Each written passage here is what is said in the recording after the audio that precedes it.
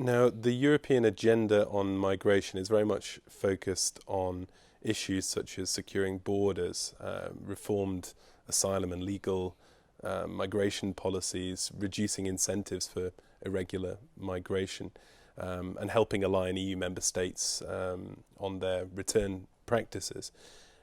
How are actors such as the EEAS, Europaid, ECHO, and DG Home here, as part of the European Commission, working together on this in practice? How are you ensuring coherence? Well, we're trying at every step to take a holistic approach to the challenges of the flows of migrants, whether they are regular or irregular migrants, whether they are refugees or other categories of people seeking a future in Europe. We, of course, as EAS, together with our colleagues in ECHO and other external services of the Commission, are focused much more on what happens outside the EU. That, for the EAS, means addressing some of the root causes. As I said earlier, working with other international partners, the United Nations, the United States, countries in the region, to see whether we can contribute to a re-engagement between the warring parties in Syria to move into a process that might actually lead to an end to that conflict, working with the neighbors, working with Turkey, working with Jordan, working with Lebanon and others in the region, to see how we can help them help the Syrians who come there as the first port of call after they leave their own country, or for that matter helping the Iraqis who come from further east.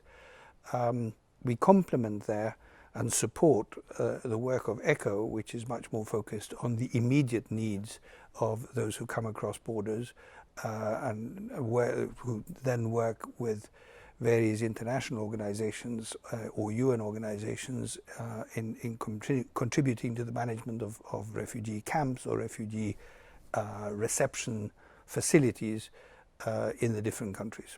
Now, we've heard a lot and we've talked a lot about the redefinition of official development assistance recently on DevEx. What's being done to ensure that ODA allocations remain in line with the stated aim of eradicating poverty within developing countries?